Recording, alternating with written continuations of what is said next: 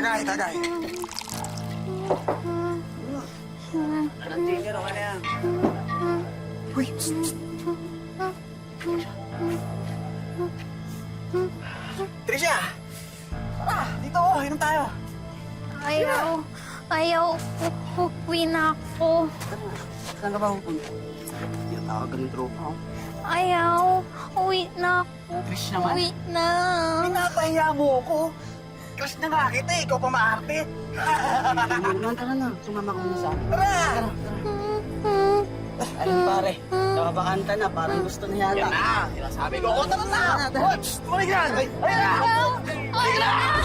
Let's go, go! Ayaw! Bigyan mo tayo! Ayaw! Sala!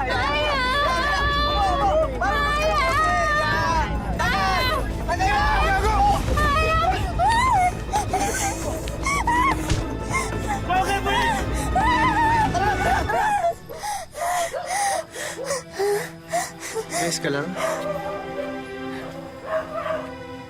Hayaan mo, wala na sila. Huwag mag-alala.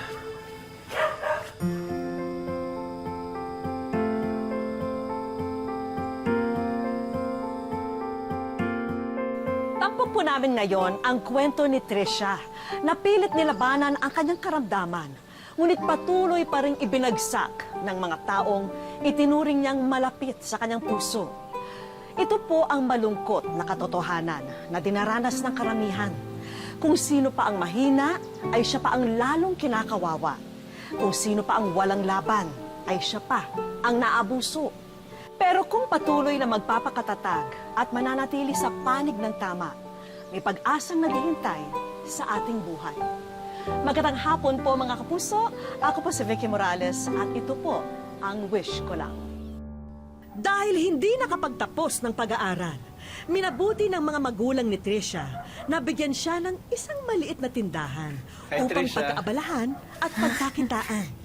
At dahil dito, mas nararamdaman ni Trisha na kahit papano'y Paano? Tawag sa inyo nakakatulong mamaya. siya sa kanyang pamilya. Sige, intay kita. Michael, saan? Bigay kasi. Nag-abala ka pa. Thank you, ah. Salamat pala dun sa pagligtas mo sa akin nung isang Wala gabi. yun. Ano ba, kahit sino naman gagawin yung ginawa ko eh.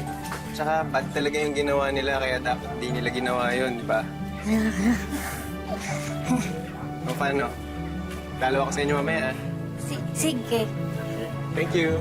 Bye. Bye.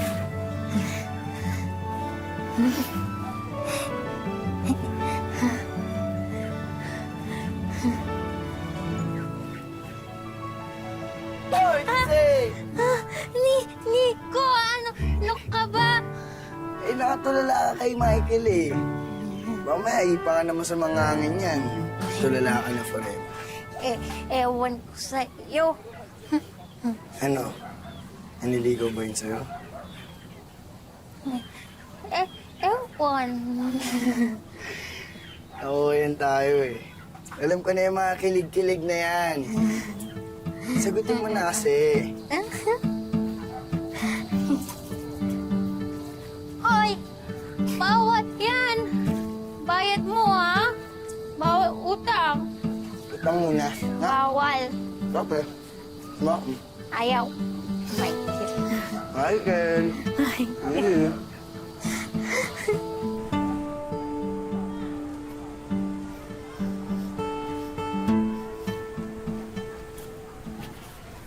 Saan ka pupunta? Nanay, sala. Sa sala lang? Nagpalit ka pa ng damit? Nanay, in love Trisha. In love. Dalaga ng anak ko.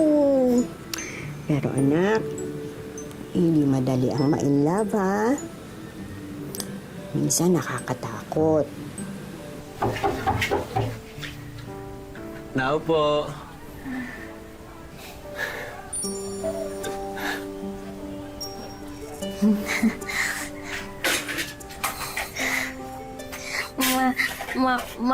Masaya ako ako. Talaga? Ako rin eh. Alam mo, Trisha, simula na makita kita, binago mo yung mundo ko eh. Hindi na ito umiikot sa araw. Sa'yo na. Michael, masaya ka? Oo, sobrang saya. Sana nga, laging ganito eh.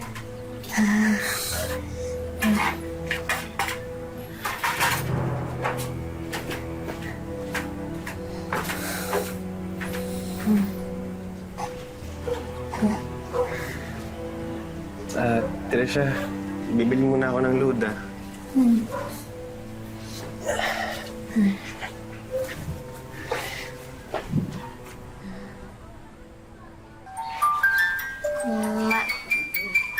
Michael. Tisha.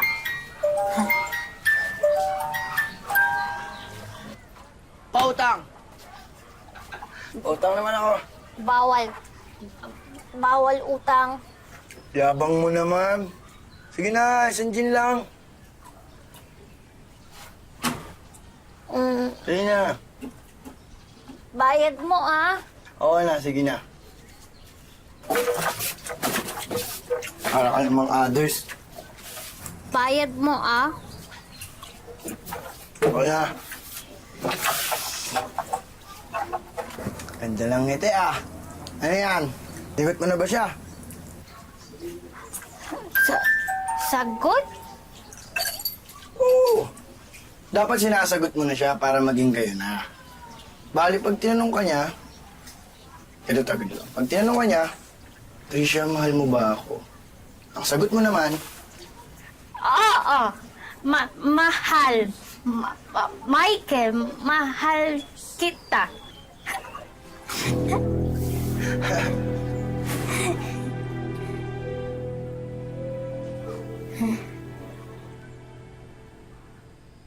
O, Tricia, magpapakabait ka, ha? Susundin mo yung sasabihin sa'yo ng Kuya Edward at ng Ate Mary Grace mo. Apo, nanay. Huwag pasaway. Apo, di pasaway. Oh, Mary Grace, Anay. mauna na ako, ha? Hindi ko nahintayin si Edward. Opo, Nay. Sige, Nay. Ako na bahala.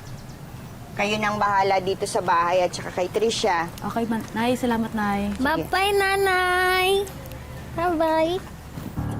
Ate. Ako dito. Ate. Pinagkakalat mo, no? Boyfriend mo na raw si Michael. Ate, sakit. Sakit. Nakita mo tong buhok mo, ha? Kakalbuhin ko to kung hindi mo ba tinigilan si Michael! Hindi ka niya magugustuhan, ha? Walang magkakagustong lalaki sa'yo dahil baliw ka!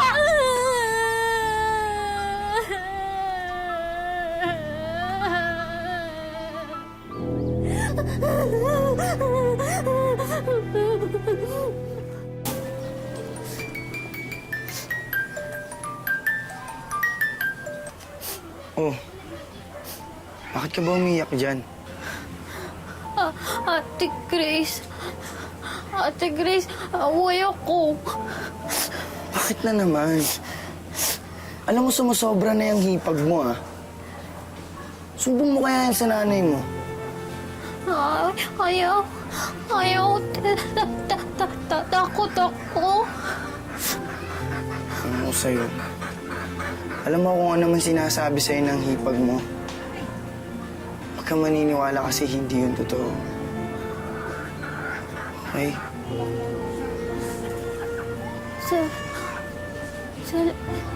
Salamat.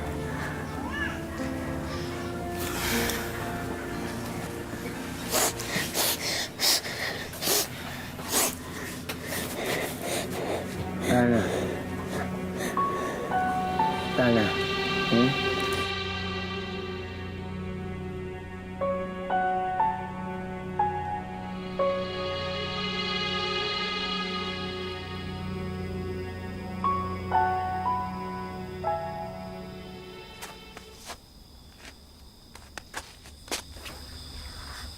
Ma.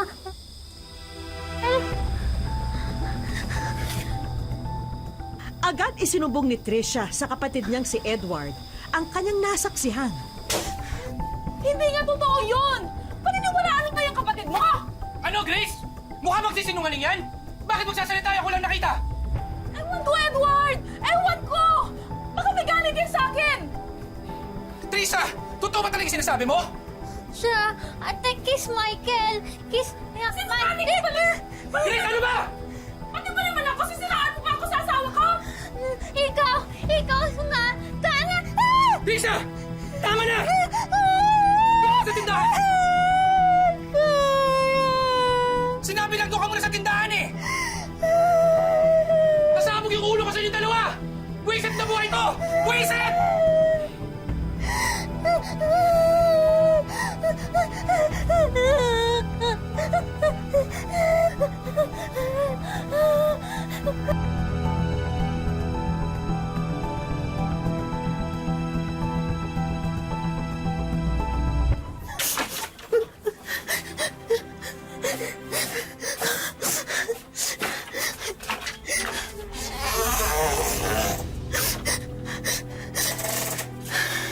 Nakita kong bukas yung ilaw eh.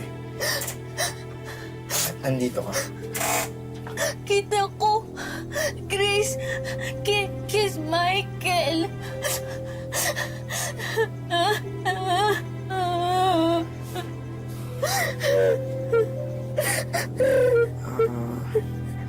Kailangan na sila, ha? Huwag mo silang pansinin. Silang pansinin, ha? Nico.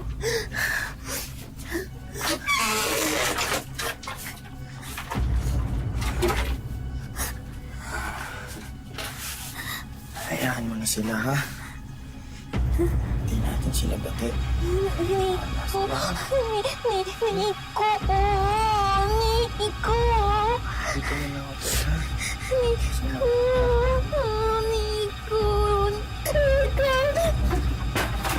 Nico. Nico. Nico.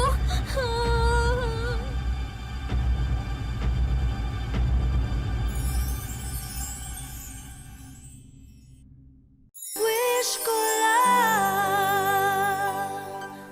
Kahit hindi lubos maunawaan, ay tila gumuho ang mundo ni Tricia sa ginawang pangahalay sa kanya ni Nico na itinuring na niyang kaibigan. Hindi agad nakapagsumbong ang dalaga sa kanyang ina at kapatid dahil na rin sa takot sa banta na baka mapahamak ang mga mahal niya sa buhay.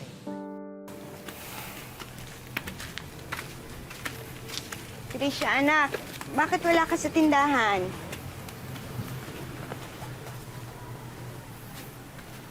Masama bang pakiramdam mo?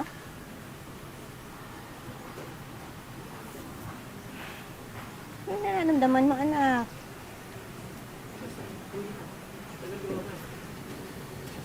Nay, nung isang araw pa ho ganyan yan. Hindi nagbubukas ng tindahan, hindi rin naman nakikipag-usap. Nak? Edward, ano ba nangyayari dito sa kapatid mo? Bakit hindi mo alam?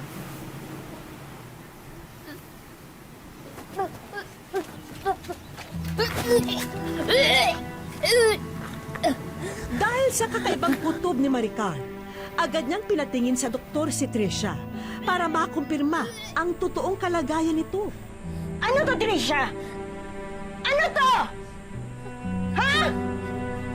Buntis ka? Sino gumawa sa'yo nito, ha? Sabihin mo sa akin! Sinong gumalaw sa'yo? Sinong umawak sa'yo dito, ha? Sinong umawak sa'yo dito? Ha? Sinong umalik sa'yo? Sinong gumalaw sa'yo? Tricia!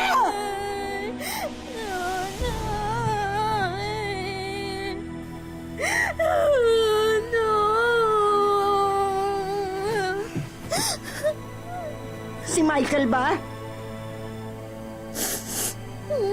Nanay. Hindi Michael, nanay. Hindi Michael. Sino nga? Sabihin mo kasi, magsalita ka. Nanay, Takot, Trisha. Takot, Trisha, nanay. Trisha, anak. Andito si nanay. Hindi ka dapat matakot.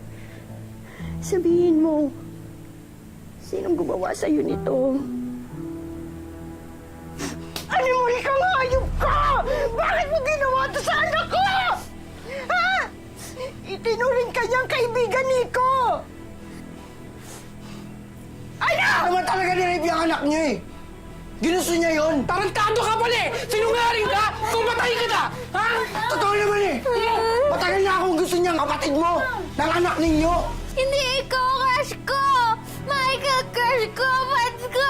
Hindi ko gusto ko, Michael! Ba't? Ikaw, ba't ginawa mo to sa anak ko?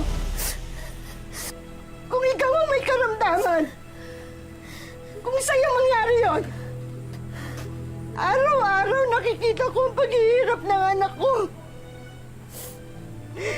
At sa bawat araw na yon, bugbog ng suntok at saksak ang puso ko.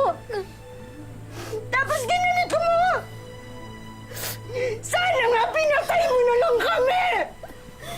Mare, pag-usapan natin to. Hindi! Ipakukulong ko yung hayop na yan! Mare, ina sa ina, nakikiusap ako. Huwag mo na ipakulong ang anak ko. Tutulong kami kay Tricia. Magbibigay kami para sa panganganak niya. Tutulong kami sa bata. Huwag mo na ipakulong si Nico. Please, nakikiusap ako sa'yo. Patawarin niyo na anak ko. Parang awa niyo na.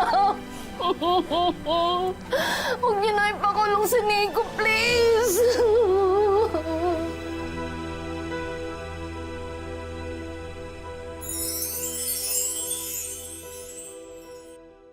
Wish ko lang.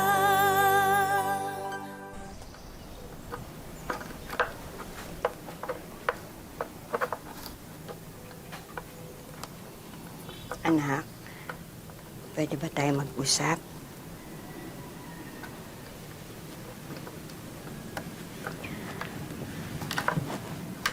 Anak, papayag ka ba kung hindi na natin ipakukulong si Nico?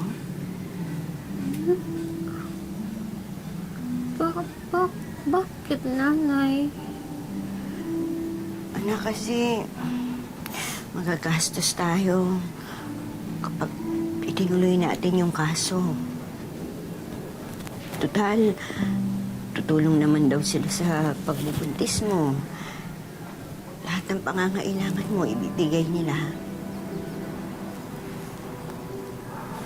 Bakit, nanay? Anak, ayoko na rin kasing lumaki yung gulo eh. Mahirap na. Baka malaman pa ng mga kapitbahay kung ano pang isipin nila.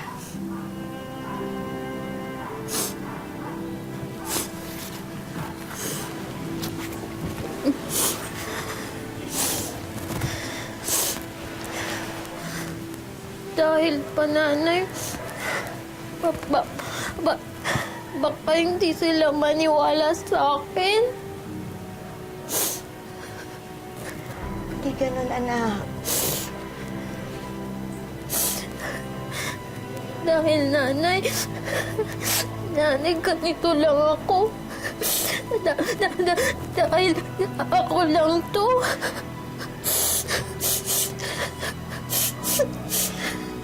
Trisha, anak, hindi. Gusto lang kitang protektahan. Nanay, di ko alam Nico, nanay. Nanay, bad Nico.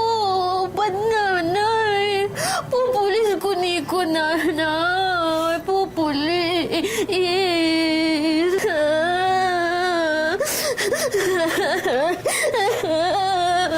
Trisha!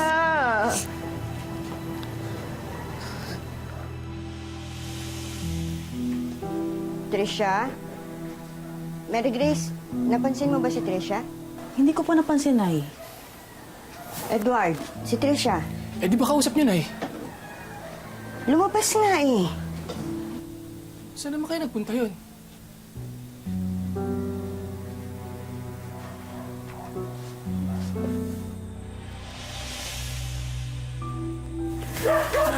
Wala dito si Trisha. Ay, Grace, mabuti pa maghiwa-hiwalay tayo.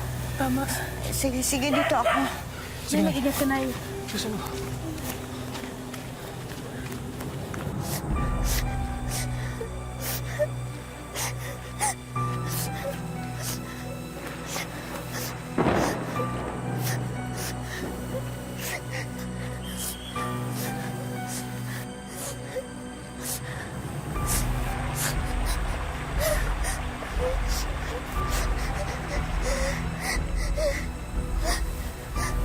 Trisha! Trisha, anak!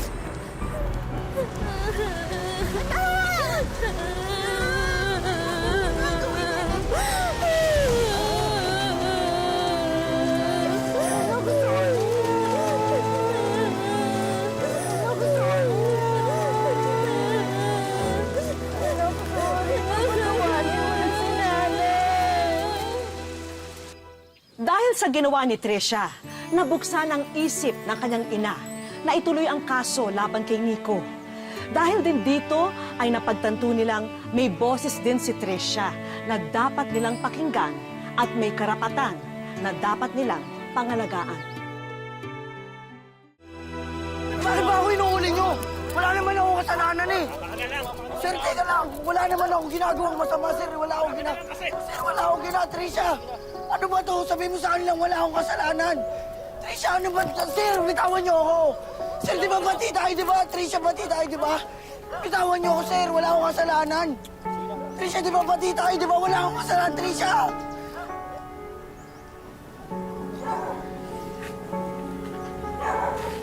Nay, salamat. Ako ang dapat magpasalamat sa'yo.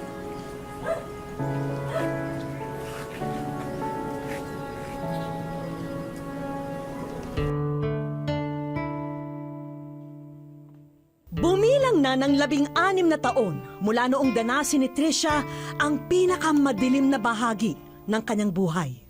At bagamat isang kalbaryong pasan-pasan ni Trisha ang angking kapansanan, hindi niya hinayaang maging hadlang ito para buhayin ang kanyang ina at nag-iisang anak. Tuluyan na ring nabulag ang ina ni Trisha dahil sa katarata. Kaya lahat ng gawain sa loob ng kanilang tahanan, kargo na rin ng ulirang ina.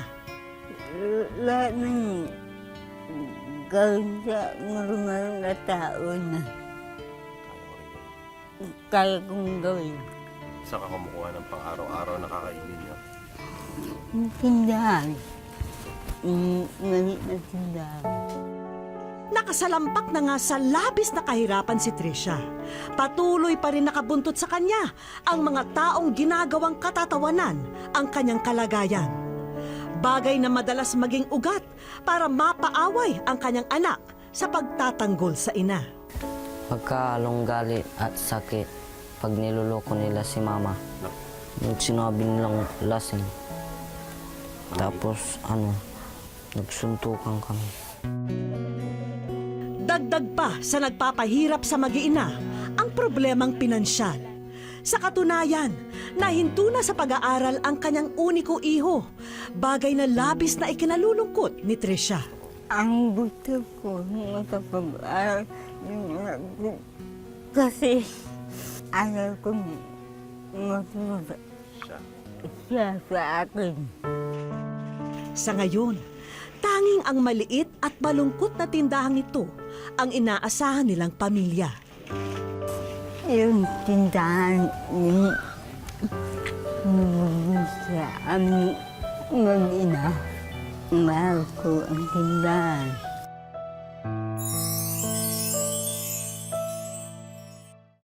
Wish ko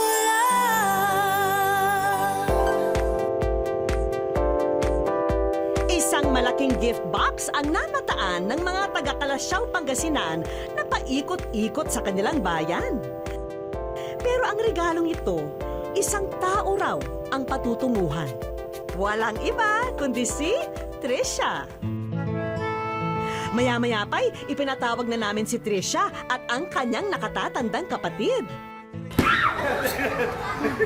Ilang sandali pa, Miss ko lang. matagal na raw niyang napapanood ang aming programa at alam niya ang mga nangyayari rito. Maraming salamat na dumating kayo sa buhay ko. Eto na, Trisha, ang mga handog namin para sa'yo. Sinigurado na naming back to school ang anak mo ngayong taon. Kami po sa Department of Education, respectively in Calasiao 2, under the Alternative Learning System na maibigay po ang iyong wish na makapag-aral ang iyong anak na libre. At para mapatignan ang napabayaang katarata ng ina ni Trisha, Ang Local Government Unit of Calasiao ay nakikibahagi sa katuparan ng iyong wish. Kaya kayo po ay makakatanggap ng medical assistance. pero hindi lang yan ang regalo ng wish ko lang. Habang nasa plaza ka kasi, ang bagong tindahan mo naman ang ikinasa ng isa naming grupo. Kaya naman ang malungkot mong tindahan, eto't punong-puno na ng buhay. At syempre, ng mga paninda. Kinakapos man sa mga salita, sapat na ang mga ngiti ni Trisha para malaman naming labis namin siyang napasaya nung araw na yon. Dati, walang lang sa tindahan. Ngayon, wala. At may bonus pa yang puhunan mula sa isa pa nating kaibigan. Ang Dole po ay tutulong din po para mapalago itong store po ninyo. So magbibigay din po kami ng dagdag na kapital. Para na rin walang mintis ang mga bibilhing gamot para sa katarata ng ina ni Trisha, idagdag mo pa itong financial assistance mula sa amin. Aling Vicky, salamat. At isang bagong cellphone para naman sa iyong uniko iho. Sana pong marami kang matulungan. Mabuhay ang miss ko lang. Naway nakapulot po tayo ng aral sa kwento ni Trisha at maging inspirasyon ito upang mas tignan natin ng pantay ang ating kapwa.